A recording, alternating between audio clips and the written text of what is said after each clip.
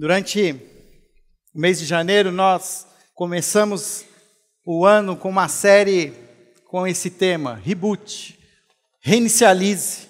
Vamos pensar novamente, repensar a nossa maneira de viver. E fizemos isso refletindo sobre vários aspectos da nossa vida.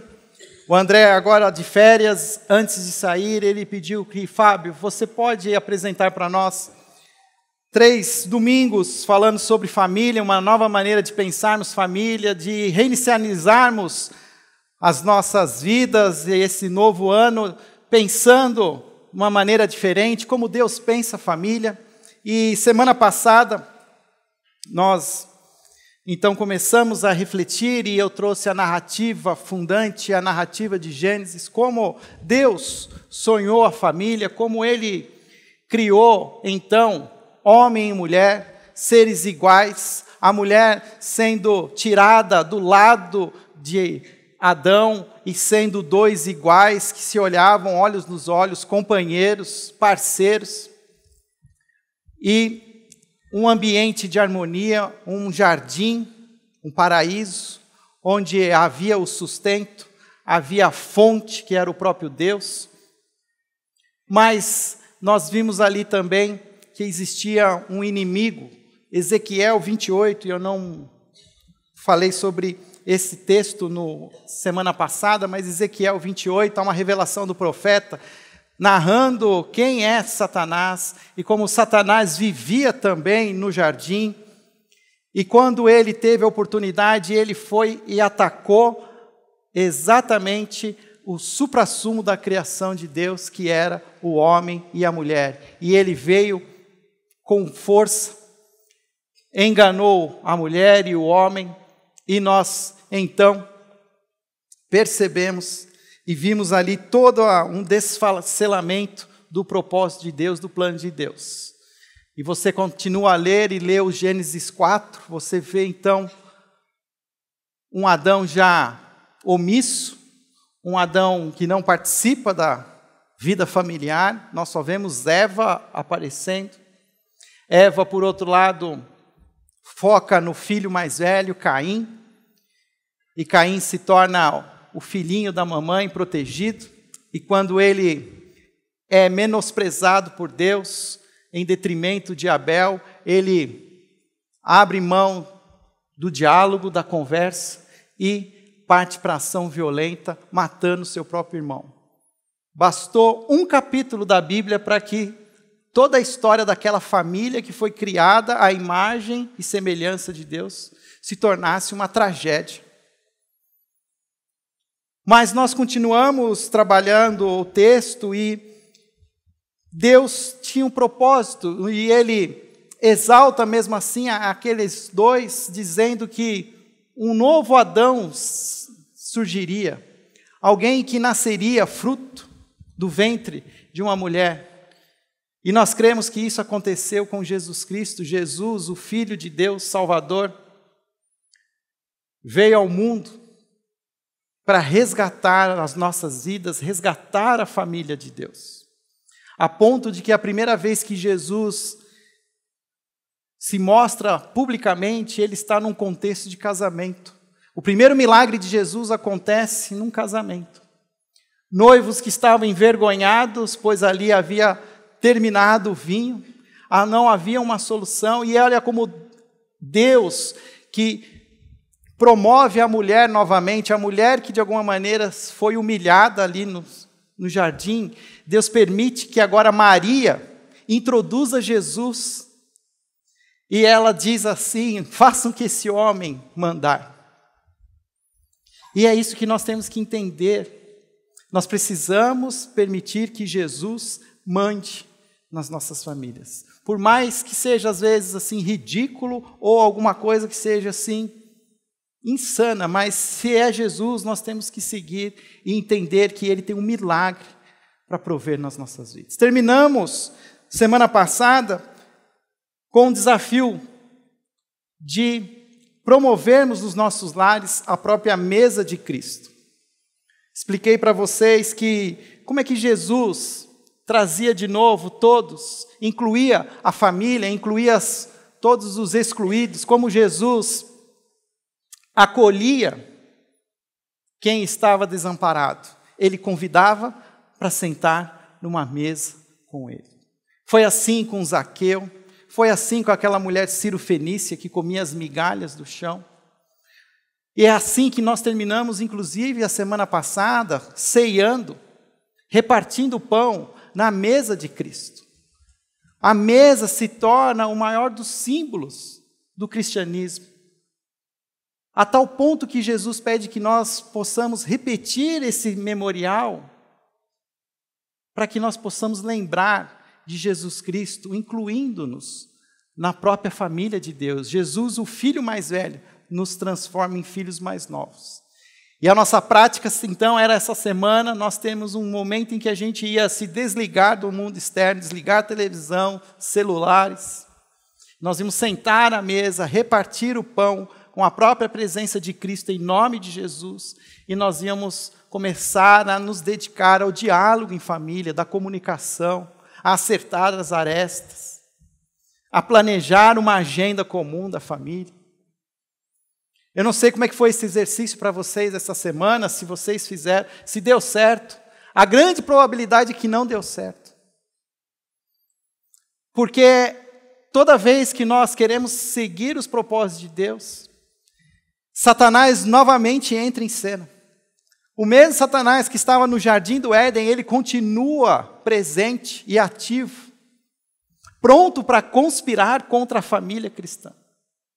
Por isso eu queria continuar hoje falando um pouco mais nessa nova maneira de pensar, entendendo que se queremos viver uma nova maneira de pensar a família, nós precisamos considerar que existe uma batalha espiritual. Muitas vezes nós vamos falar de família e nós vamos sistematizar todo o assunto família. Eu podia aqui falar todo o papel do homem, da mulher, dos filhos, dos agregados. E poderia depois, numa outra série, criar todo um sistema falando sobre batalha espiritual. Mas eu preciso, talvez, entender que, se eu quero viver o propósito real de Deus de família, eu preciso entender que existe uma batalha espiritual. Há um inimigo das nossas almas conspirando contra nós. E isso fica claro em Gênesis.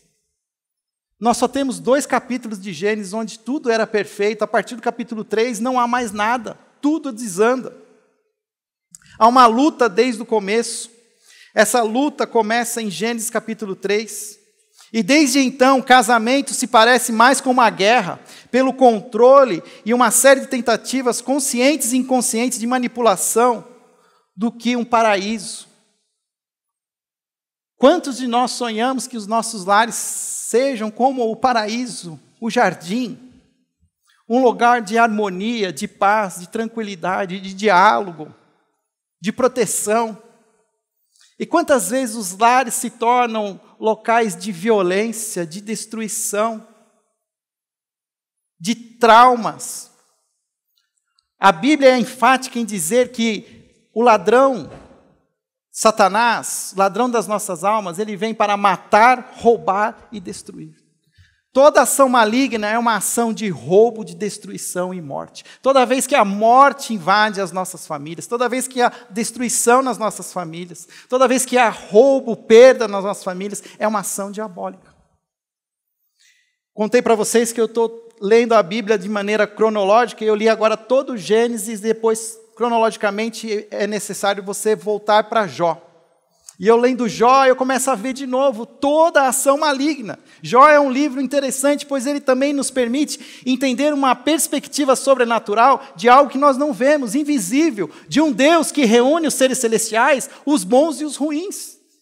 E se reúne com Satanás, e Satanás joga que Jó não é íntegro.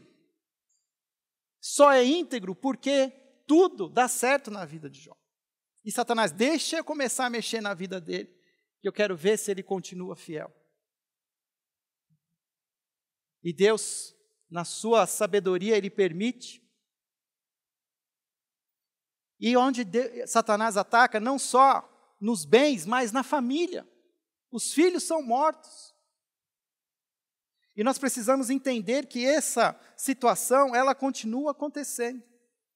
No Novo Testamento, é onde eu quero focar a nossa mensagem. O apóstolo Paulo parece que entendeu essa situação de uma maneira bem peculiar quando ele escreve o livro de Efésios. O que nós vamos ver daqui a pouco é a armadura de Deus. Mas você está vendo Efésios? É Efésios capítulo 6. Paulo vai falar dessa armadura, dessa batalha e essa proteção que é exigida depois que ele tem no capítulo 5 um outro assunto tão importante quanto, que é os deveres conjugais. Será que foi coincidência que Paulo, quando propôs escrever essa carta aos habitantes da cidade de Éfeso, chegou no final e falou, esqueci de falar uma coisa, tem a batalha espiritual. Ou será que ele, na mente dele, ele sabia que se um homem e uma mulher que creem em Jesus, pais tementes a Deus, filhos que desejam honrar pai e mãe, teriam um conspirador contra isso, que é o próprio Satanás? Para mim fica claro que Paulo o tempo todo entende que existe uma batalha. E se eu for para o início do livro de Efésios, eu ainda vou perceber como Paulo começa tudo. Paulo começa do zero, mostrando para cada um de nós qual é o nosso status, a partir do momento em que nós entendemos quem foi Jesus, o Filho mais velho, o Filho de Deus, e o que Ele fez por nós. Eu não coloquei na tela, mas eu queria ler para vocês Efésios capítulo 1, como Paulo começa esse tratado. E ele começa da seguinte maneira, Efésios capítulo 1, a partir do versículo 3.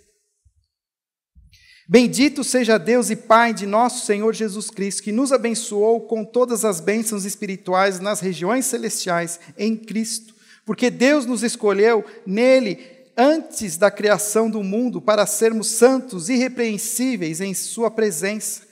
Em amor nos predestinou para sermos adotados como filhos por meio de Jesus Cristo, conforme o bom propósito da sua vontade, para o louvor da sua gloriosa graça, a qual nos deu gratuitamente no amado. Nele temos a redenção por meio do seu sangue, o perdão dos pecados, de acordo com as riquezas da graça de Deus, a qual ele derramou sobre nós com toda sabedoria e entendimento, e nos revelou o mistério da sua vontade, de acordo com o seu bom propósito, convergir em Cristo todas as coisas celestiais, as terrenas, na dispensação da plenitude dos tempos.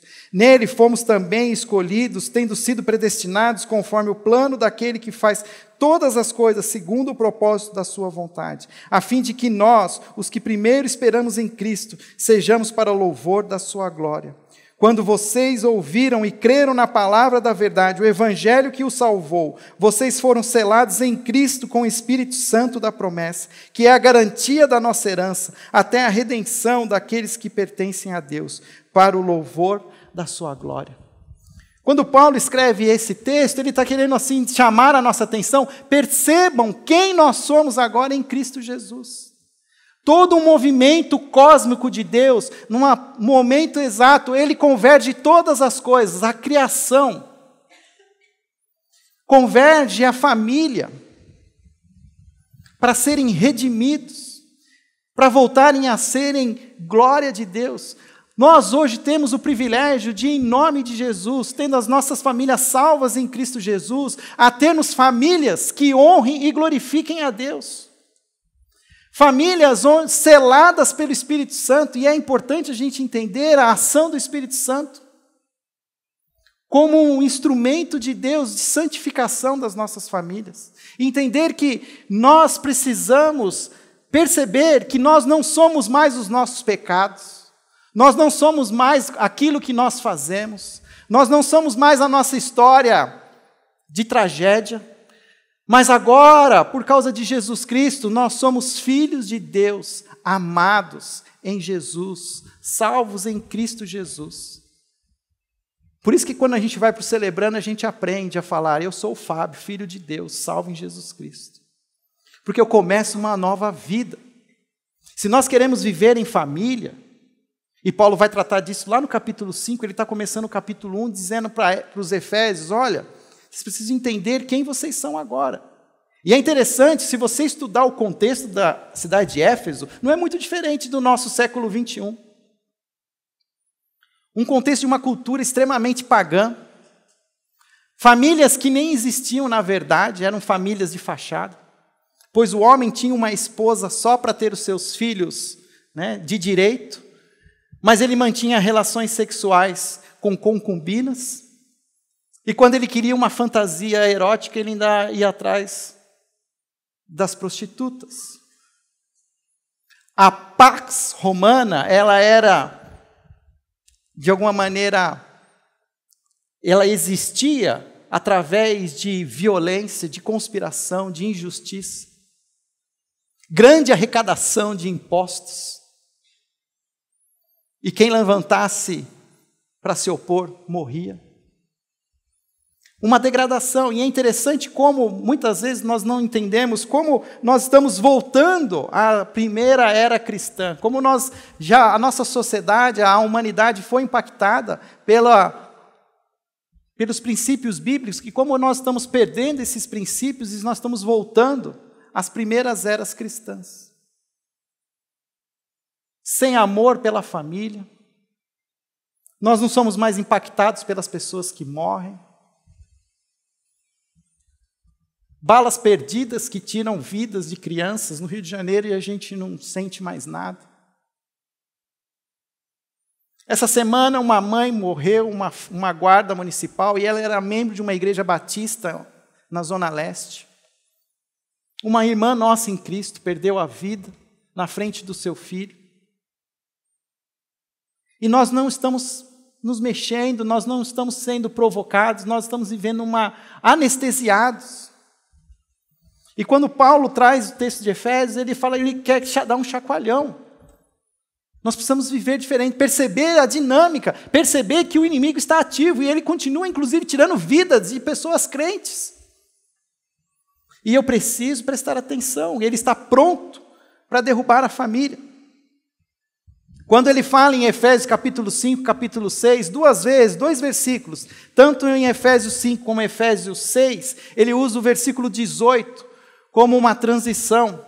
E ele fala da seguinte maneira: não se embriaguem com vinho que leva à libertinagem, mas deixe-se encher pelo Espírito Santo. E lá no capítulo 6 ele vai falar de novo: orem no Espírito em todas as ocasiões, com toda oração e súplica.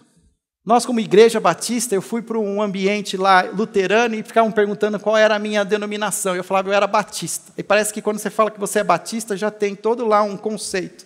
Até alguns assim mais iniciados perguntavam, mas é batista brasileiro ou batista nacional? O que está por trás disso daí é que eles querem saber assim, o quanto você crê que o Espírito Santo é poderoso, é ativo e vivo. E eu quero aqui falar para nós, os batistas, talvez que a gente pouco lembra da terceira pessoa da Trindade, mas é o Espírito Santo de Deus que está aqui e ele está presente e ele está pronto para estar conosco como uma arma para nos preservar do inimigo. A tal ponto que Paulo cita 2 vezes, ele fala lá, não se embriaguem com vinho, mas deixe-se encher com o Espírito Santo. É triste ver as nossas fotos nas redes sociais, onde a gente posa com as bebidas, com cerveja. Eu não vejo ninguém posando assim com um estudo bíblico. Olha, estou bêbado de tanto ler a Bíblia. Mas Paulo falou isso há 21 séculos atrás. E a gente continua repetindo as mesmas situações. Só sobreviverão as famílias que se encherem do Espírito Santo. Ele fala lá, orem no Espírito em todas as ocasiões, com toda oração e súplica. Nós precisamos estar sensíveis ao mover do Espírito. Isso não quer dizer que vai ser pentecostal, que vai descer fogo do céu. Mas é sermos sensíveis ao mover de Deus, um Deus que nos ama, que está presente e quer nos levar para uma vida plena, uma vida cheia de gozo, de alegria. Mas eu também preciso entender que Satanás, ele vai conspirar contra isso. E a arena, agora está na moda falar essa palavra, a arena do conflito, do combate, a arena onde Satanás joga as suas armas, ela é a mente humana. E a mente é onde Satanás joga o seu jogo. 2 Coríntios, capítulo 11, versículo 3, diz assim: o que receio e quero evitar é que, assim como a serpente enganou Eva com astúcia, a mente de vocês seja corrompida e se desvie da sua sincera e pura devoção a Cristo. Tudo aquilo que está lá em Efésios pode ir por água abaixo, se eu não tomar cuidado com a minha mente. Pois quando eu menos espero, Satanás está pronto para invadir a minha mente e criar uma batalha infernal. E isso a gente precisa prestar atenção. Um outro versículo eu não coloquei aqui, mas é próprio 2 Coríntios capítulo 10, versículo de 3 a 5, diz assim: pois embora vivamos como homens, não lutamos segundo os padrões humanos. As armas com as quais lutamos não são humanas, ao contrário, são poderosas em Deus para destruir fortalezas. Destruímos argumentos e toda pretensão que se levanta contra o conhecimento de Deus. E levamos cativos todo pensamento para torná-lo obediente a Cristo. A vida mental é a arena onde ocorrem as vitórias e as derrotas da batalha espiritual. Satanás não age sozinho, ele vem para fomentar a dúvida, trazer intriga. E a minha carne, onde ainda existe pecado, é terra fértil para isso. As situações ao meu redor, eu preciso entender que o mundo também conspira contra a própria família. Os valores que nós vemos de família lá fora, agora ficam falando nomes bonitos, família pós-moderna, família século XXI. Mas por trás desses nomes estão querendo incluir novas maneiras de ser família que não são a maneira como Deus sonhou a família primitiva de Gênesis. Homem e mulher se tornando uma só carne, deixando pai e mãe, vivendo como uma parceria. Nós aqui somos fruto, muitas vezes, de famílias disfuncionais, de famílias desestruturadas. Muitos aqui hoje estão vivendo feridas de casamentos desfeitos. Todos aqui temos as nossas cicatrizes, os nossos corações rasgados. E nós precisamos entender que essa batalha é real e eu preciso me preparar. Olhando alguma coisa do que falam os autores, os estudiosos, sobre quais são ali as armas que Satanás usa, existe o que eles chamam de a caixa de ferramenta do diabo. E nessa caixa de ferramenta do diabo, a primeira coisa que ele usa se chama tentação sexual. Interessante porque quando nós olhamos para Gênesis, assim como Adão e Eva perdem a sua conexão com Deus por causa do pecado, a espiritualidade é corrompida, a segunda coisa que é corrompido é a sexualidade. A sexualidade se perde também. E nós precisamos entender que aquilo que Deus fez de uma maneira boa, perfeita, ela está hoje corrompida. E eu preciso entender que existe sim uma sexualidade, mas ela precisa ser sadia, e eu preciso me cuidar, preservar essa sexualidade. Infelizmente, o nosso mundo, não vou falar de país, mas vamos falar de maneira globalizada, nosso mundo, principalmente ocidental, é uma cultura sexualizada. Eu não consigo assistir um filme de Hollywood, muitas vezes, uma série de TV, em que o sexo é explícito. Às vezes algumas coisas muito bem feitas, bem produzidas, com histórias inteligentes, mas que a sexualidade está ali presente de uma maneira deturpada.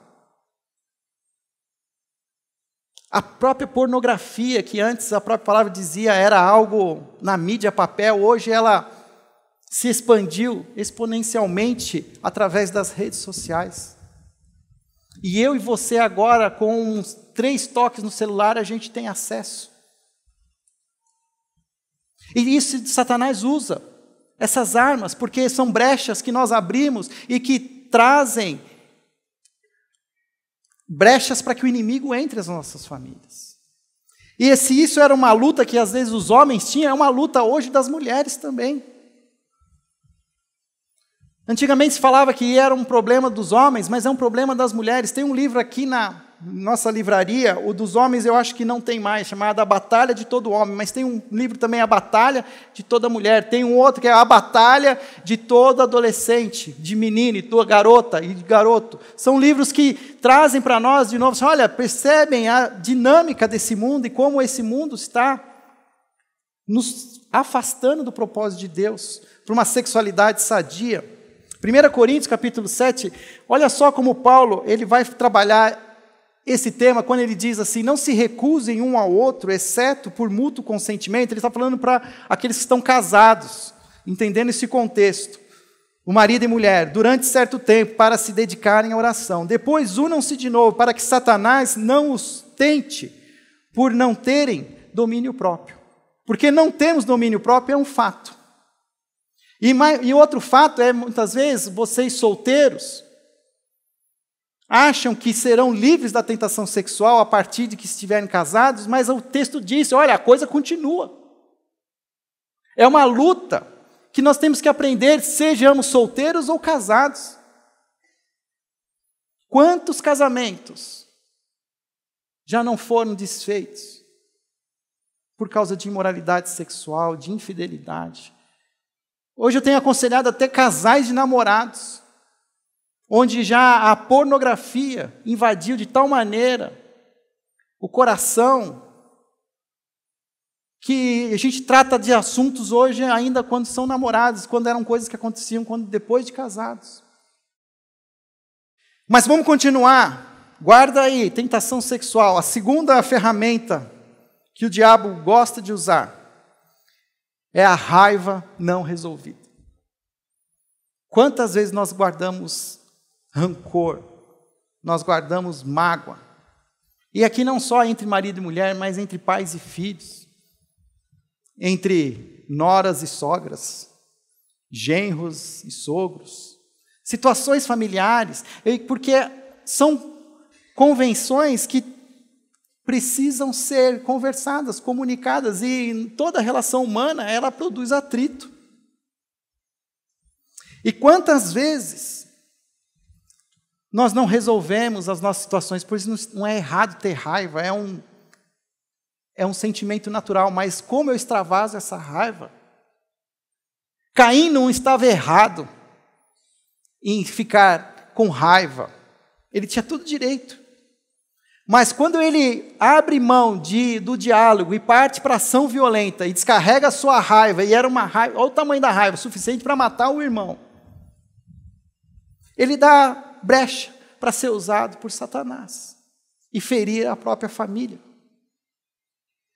Efésios capítulo 4, versículo 26 e 27 diz assim, quando vocês ficarem irados, não pequem, apaziguem a sua ira antes que o sol se ponha e não deem lugar ao diabo. O diabo adora sentar na cadeira da raiva que você guarda no seu coração. Toda vez que a gente guarda a raiva, nós estamos criando uma poltrona, uma chaise, para que o diabo se estique e se acomode na nossa mente, pois a batalha, a arena é a nossa mente. Embora essa seja uma advertência, ela não se limita só ao casamento, mas em outras áreas da nossa vida. E eu preciso entender isso. E quantas vezes nos nossos relacionamentos, essa semana alguém postou no Instagram lá uma foto, e a foto na verdade nem tinha muita importância, mas a frase que a pessoa colocou, ela falava assim, a lógica da mulher, quando está com raiva, dizia assim, estou com raiva de você, mas não quero dizer o porquê, então vou esperar você adivinhar, pois é a sua obrigação saber. Não acontece assim? A mulher com aquele bico daquele tamanho, o homem que também é uma ostra, não sabe conversar. Aí fica dois bicudos em casa.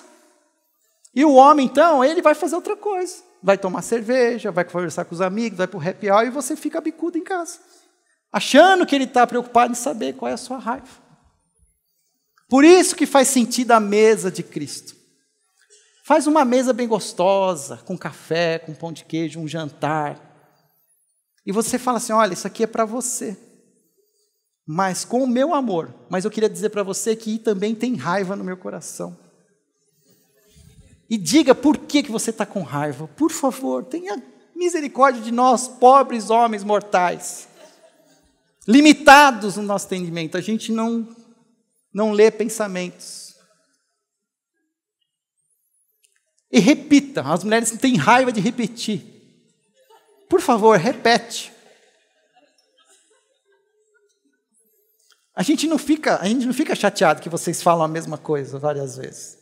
Para nós é importante. É uma afirmação.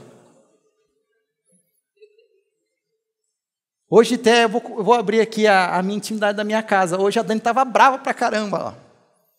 Porque ninguém estava guardando a louça, né? Ela fez o almoço e eu lavei a louça, mas aí fica a louça lá. E aí tem um combinado que os nossos filhos, um deles tem que ir lá depois de guardar a louça. E ela, na raiva dela lá, ela foi lá guardar a louça. E falou assim, tem que ver de novo esse negócio com os meninos, porque ninguém está lá guardando a louça. Eu falei, Dani, mas tem que repetir de novo, tem que falar de novo. Casas Bahia não repete toda vez a mesma coisa? Vamos repetir, tem que guardar a louça. Vamos fazer uma reunião, vamos sentar na mesa e vamos discutir, vamos pôr a agenda. Viu? Segunda-feira, amanhã, põe na agenda aí, vamos rever as tarefas domésticas. Mas não deem lugar ao diabo. A terceira ferramenta. Toda vez que eu lia os textos aí, diziam sempre na insensibilidade masculina. Mas eu fiquei, poxa, coitado dos homens, né? Eu incluí o desprezo feminino.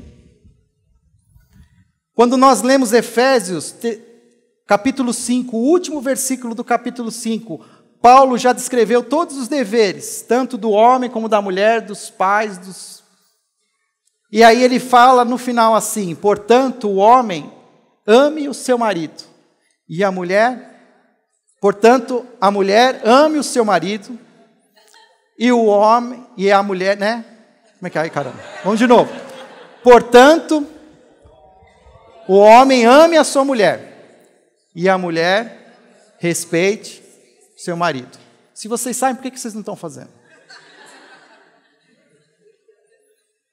Mas é isso que nós, homens, nós precisamos ser sensíveis. Inclusive a essas situações que a mulher está sempre repetindo a mesma coisa. E na nossa insensibilidade, nós vamos ignorando a mulher. E a mulher, ela usa uma outra ferramenta. Ela dá lugar para o diabo quando ela despreza o homem, quando ela não respeita o homem. E nós precisamos prestar atenção que muitas vezes nós estamos dando lugar para o diabo. As pessoas que mais nós amamos, nós mais queremos bem. As pessoas com quem mais nós passamos o nosso tempo e convivemos são muitas vezes os nossos maiores inimigos. Porque nós estamos permitindo que Satanás nos use as nossas vidas. Olha que legal, 1 Pedro, capítulo 3, eu trouxe aqui a versão, a mensagem. O mesmo vale para vocês, maridos. Sejam bons maridos, cada um para com a sua esposa. Não deixem de honrá-la, nem de se alegrar com ela. Sendo mulheres, elas não têm alguns dos privilégios de vocês. Ele estava falando desse contexto nosso machista que impera até hoje, que os homens são privilegiados. Mas ele fala lá, olha, mas na nova vida, sobre a graça de Deus, vocês são iguais. Portanto, tratem a esposa iguais a vocês, para que as suas orações não sejam daquelas que nem passam do teto. E não adianta ir orar no jardim, não tem força para subir. Porque há uma dinâmica espiritual que envolve as famílias, o casamento, as relações entre pais e filhos. E eu sei que você já viveu isso, como eu vivi também. Toda vez que eu sou pego por uma dessas situações, quando eu caio na tentação sexual, quando eu perco o controle e deixo de ser controlado pela raiva, quando eu deixo de ser sensível, Satanás então tem a porta aberta do meu lar e ele entra e machuca a minha família. Eu sei disso muito bem, isso está machucado em mim, machucado nos meus filhos e na minha esposa, e isso tem acontecido em todas as nossas famílias. E nós precisamos aprender a lutar contra isso. E como lutar nessa batalha espiritual? Efésios, então, capítulo 6, no versículo 11, ele diz assim: vistam toda a armadura de Deus para poderem ficar firmes contra as ciladas do diabo. É interessante que nós vamos ver agora que essa armadura, ela é praticamente toda uma blindagem. Só existe uma arma de ataque, mas todo o resto é armadura de proteção, para que nós possamos nos tornar blindados, blindemos os nossos casamentos, blindemos a vida dos nossos filhos, os nossos relacionamentos familiares, e nós precisamos entender isso. Existe uma resposta coordenada e que deve ser cuidadosamente executada. O envolvimento nessa batalha não é opcional, gente. É essencial, é preciso travar essa batalha com essa armadura, senão nós sairemos machucados e as nossas famílias também. E ele cita Paulo, então, começando pela última coisa que o soldado romano, pois a visão que ele tem é a de um soldado romano. Hoje a gente pensa no soldado, a gente pensa lá no G.I. Joe, lá no Mariner americano.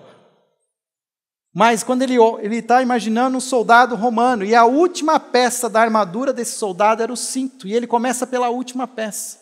Porque ele está dizendo o seguinte: essa peça, ela amarra, ela sustenta, fixa toda a armadura romana. Se ela se tornar frouxa, ela afrouxa toda a armadura. E olha só que interessante, como é que ele chama então o cinto? O cinto da verdade.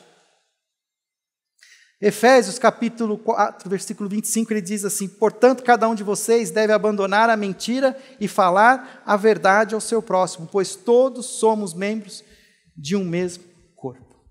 Quanto da mentira tem entrado nas nossas casas, tem feito parte da nossa comunicação? Quanto que nós promovemos a mentira, e que muitas vezes a mentira a gente não mente, mas a gente troca as palavras, omite informações. Quantos de nós, filhos, não dizemos a verdade para os nossos pais? Por medo de retaliação, de castigo. Mas a avó da gente sempre dizia, né? Que a mentira tem perna curta. Quantos de nós, no nosso casamento, nós pensamos nas palavras para contar as coisas para o nosso marido ou para a nossa esposa? Quando a nossa esposa pergunta: onde você estava até agora? Por que você só veio dormir essa hora? O que aconteceu nessa sua reunião que demorou tanto? Quem é que está te mandando esse torpedo o tempo todo aí, esse WhatsApp que não para? E o homem também faz as suas perguntas. Que compra é essa aqui na fatura do cartão de crédito? E a gente não fala a verdade. Nós precisamos inundar as nossas casas, nossos lares com a verdade. Doa a quem doer. Essa semana, conversando com o Henrique, eu falei para ele assim: Henrique, olha, você pode aprontar o que você quiser, mas você vai, por favor, me conte o que você fez. Vai ter justiça. Mas eu prometo que eu não vou ficar bravo, não vou. Mas me fala a verdade. Eu quero saber a verdade. Eu não quero que a minha casa seja um ambiente de explosões, de raiva, onde meus filhos não podem dizer que eles erraram. Eu lembro uma situação da minha vida, quando eu tinha acabado de tirar a carta. E a gente foi num pequeno grupo dos jovens lá, eu e meu irmão, e aí meu irmão tocava baixo, levava um cubo enorme, e a gente tinha uma belina na época. E a gente pôs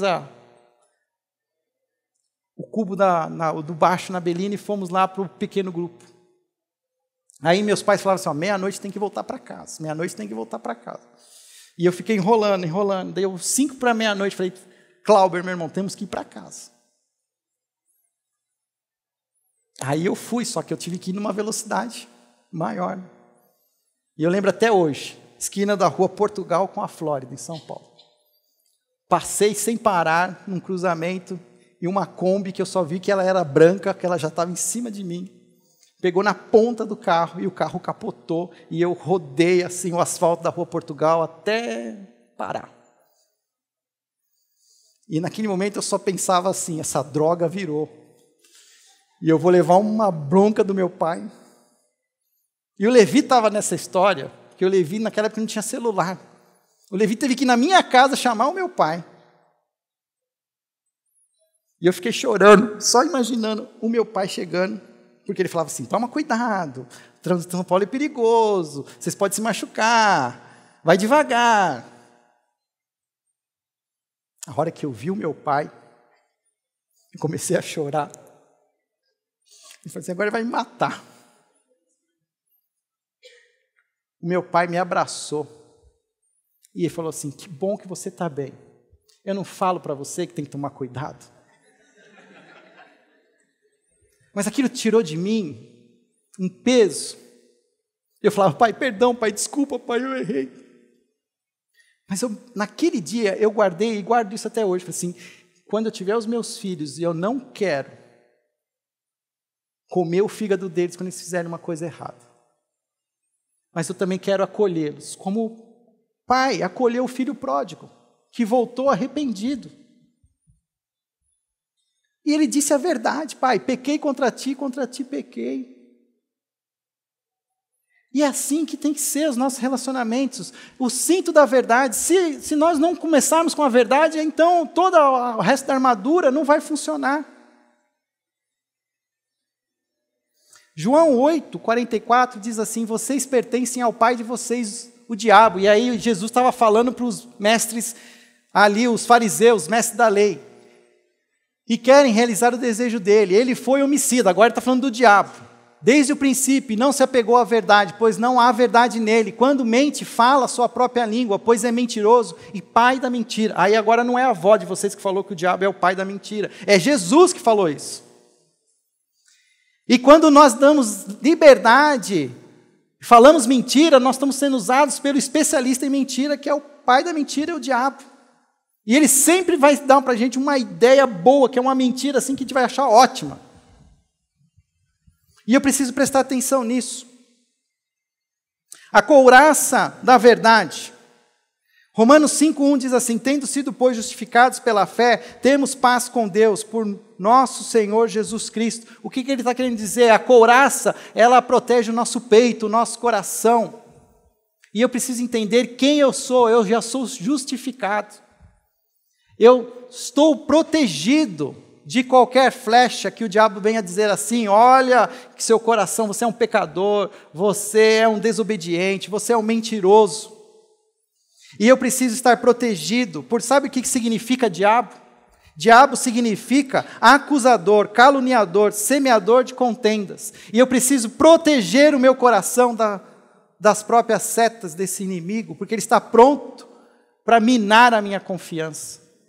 E o que a Bíblia fala é que eu tenho paz com Deus, se eu creio em Jesus Cristo, eu posso me arrepender, pedir perdão pelos pecados. Aí onde abundou o pecado, transbordou a graça. E eu vou falar, diabo, cala a boca. A couraça da justiça também tem ali o calçado, que o Paulo fala, que o soldado usava a sandália, que é o evangelho da paz. Tudo isso provém de Deus, que nos reconciliou consigo mesmo por meio de Cristo e nos deu o ministério da reconciliação, 2 Coríntios 5:18. Isso significa que em família nós precisamos ser promotores da paz, nós temos um ministério da reconciliação, eu preciso andar na minha casa promovendo a paz. E se tem uma coisa que os irmãos gostam de fazer, é promover a discórdia, é puxar um ou outro. E às vezes nós pais, em vez da gente chegar e promover a paz, a gente ainda joga mais gasolina. E nós precisamos entender que nós precisamos promover a paz, a reconciliação, o evangelho da paz. Os nossos pés são calçados por esse evangelho. Eu preciso ser um reconciliador na minha família, um promotor da paz, e não um juiz. Principalmente não, papai e mamãe às vezes quer ser o juiz. Olha, não entre no mérito de quem está certo, quem está errado. Mas promova a reconciliação. Promova o perdão. O escudo da fé. Todo soldado romano usava um escudo. E quando Paulo fala do escudo da fé, tem a ver muito com o que Jesus fala também em Mateus 6:34, que ele diz: portanto, não se preocupem com o amanhã, pois o amanhã trará suas próprias preocupações. Basta a cada dia o seu próprio mal. Tenha fé no projeto que Deus tem para a sua família. Não tenha medo. Procure você fazer a sua parte. Ah, mas o meu marido? Ah, e o meu filho que não vive mais comigo? Eu não tenho mais não sei o quê. Ah, mas e amanhã? Pela fé. Uma das artimanhas de Satanás é inserir no nosso coração, na nossa mente, o medo.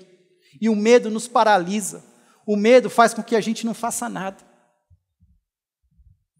Mas eu preciso me proteger com esse escudo da fé e entender que a vida toda que Deus deseja que eu viva já habita em mim e eu vou fazer a minha parte pela fé. E eu vou fazer isso. Romanos 5:21, ele fala do capacete da salvação. Na verdade, Romanos 6, Efésios 5:21 diz: sujeite-se uns aos outros no temor a Cristo. Por que o capacete de salvação tem a ver com sujeitar-se uns aos outros? Porque agora eu sei quem eu sou. E eu não vou mais deixar que Satanás fale para mim que eu não sou aquilo, ou que eu sou mais, ou sou menos. E uma vez que eu tenho certeza da minha salvação, de que eu sou um filho de Deus, e da minha salvação, eu posso agora verdadeiramente amar a minha esposa, os meus filhos, de forma incondicional e abnegada. O marido pode prover, então, a liderança responsável e amorosa, sem abusar da sua autoridade. E a mulher pode confiar e sujeitar-se à liderança de Deus sobre a sua vida, por meio do seu marido. É interessante que eu podia chegar aqui e falar de Efésios capítulo 5, todos os deveres. E você sair daqui sabendo tudinho que você tem que fazer. Mas eu tenho que falar primeiro sobre como Satanás conspira. E quando nós entendemos, até mesmo essa palavra que causa arrepios na vida das mulheres, quando a gente fala de submissão. Tem mulher que se arrepia. Mas eu fiquei essa semana tentando desconstruir todo esse conceito que existe de submissão. E a melhor maneira de desconstruir isso é pegar a palavra e dividi-la em duas. Submissão. Ou seja, é estar debaixo da missão de alguém. Quando eu entendo isso, que existe uma missão e que existe então a submissão, o peso, de novo, vai para a vida dos homens. Por isso esses homens precisam ter uma missão de Deus. E realmente fica difícil para a mulher se submeter a um homem que não tem missão. A um homem que não tem um alvo, não tem uma expectativa de fazer o que Deus deseja. Eu duvido que exista uma mulher cristã, crente em Jesus Cristo, que não queira se juntar à missão de um homem crente em Jesus, que reflita a imagem e semelhança desse Deus. E ela vai fazer isso com toda alegria, mas o problema é que nós homens não temos uma missão, nós não temos convicção do nosso chamado, do propósito eterno para as nossas vidas. A maior missão de alguns hoje era 5 horas da tarde ver o que ia acontecer no Campeonato Paulista. Ou alguns já fizeram isso na madrugada, porque ficaram vendo lá, aqueles 2 caras lá se socando. Qual é a nossa missão, homens? O que Deus deseja que nós sejamos em família? Eu creio que assim as nossas mulheres estarão juntos. E aí, submissas na mesma missão, cooperando de igual para igual, juntos, parceiros.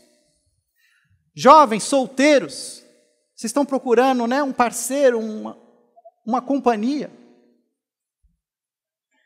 Olhem para ver qual é a missão da pessoa que você está interessado. Para de olhar só para aspectos físicos, contas bancárias, nomes de família. Mas comecem a olhar também assim, olha, qual é a sua missão Qual é o propósito eterno que você tem? E aí fala, poxa, isso aí é uma coisa que eu quero. Eu quero fazer isso junto com você. Vamos fazer juntos. Isso eu topo. É isso mesmo. Estou terminando. Por último, Paulo então enfatiza, depois de toda a blindagem, está na hora então de ter a arma. E a arma então é a espada do Espírito. João 8,31 diz assim, se vocês permanecerem firmes na minha palavra, verdadeiramente serão meus discípulos. O próprio João 15 diz, eu sou a videira verdadeira, e aquele que obedece às minhas palavras, permanecerá. Nós precisamos usar a Bíblia nas nossas casas. A Bíblia precisa ter um valor estimado. Ela não é só um livro que a gente deixa aberto lá na sala de visitas ou na nossa biblioteca. Mas ela precisa ser aberta em família. Se nós queremos que os nossos filhos venham a buscar a revelação do próprio Deus, nós precisamos sermos os primeiros a incentivar isso. E fazer a mesma coisa orando em oração. Orem no Espírito, em todas as ocasiões, com toda oração e súplica, tendo isto em mente, estejam atentos e perseverantes na oração por todos os santos. E com isso, queridos, eu queria fazer uma aplicação. Se nós começamos a propor para que a gente faça a mesa de Cristo nas nossas casas, um desafio agora maior é nós começarmos a pensar em ter um culto doméstico nas nossas casas.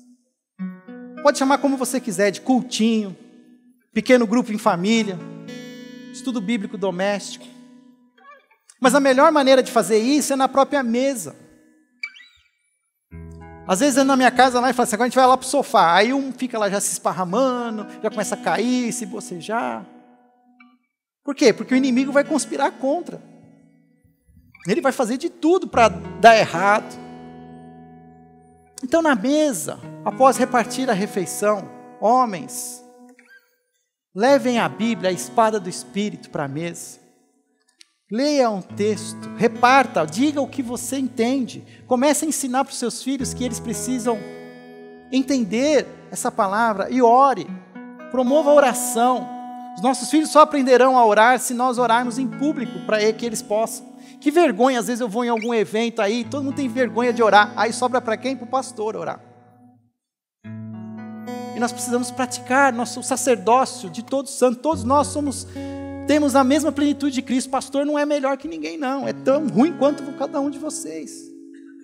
E nós precisamos promover isso. Vai ser um desafio. Satanás vai fazer de tudo para atrapalhar. E uma outra coisa que eu vi em um dos livros, falar das celebrações das datas cristãs. Que nós, como família, nós precisamos zelar por essas celebrações. Preservar essas festas cristãs. Preservar o verdadeiro sentido do Natal em família. Preservar a Páscoa. A gente já olha a Páscoa como sendo uma das melhores oportunidades para a gente viajar de feriado.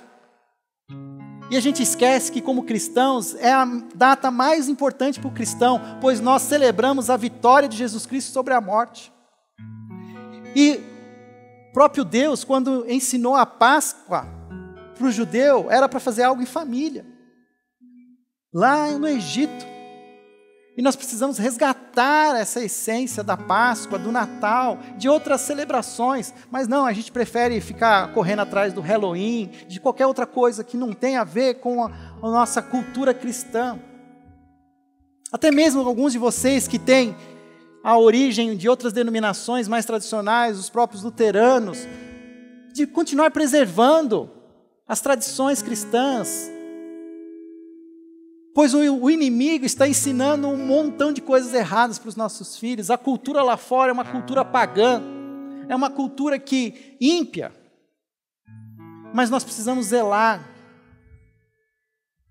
pelas nossas famílias, que as nossas famílias tenham uma marca em Cristo. Eu li um livro um tempo atrás, onde o autor dizia de uma experiência que ele teve ao visitar uma família cristã.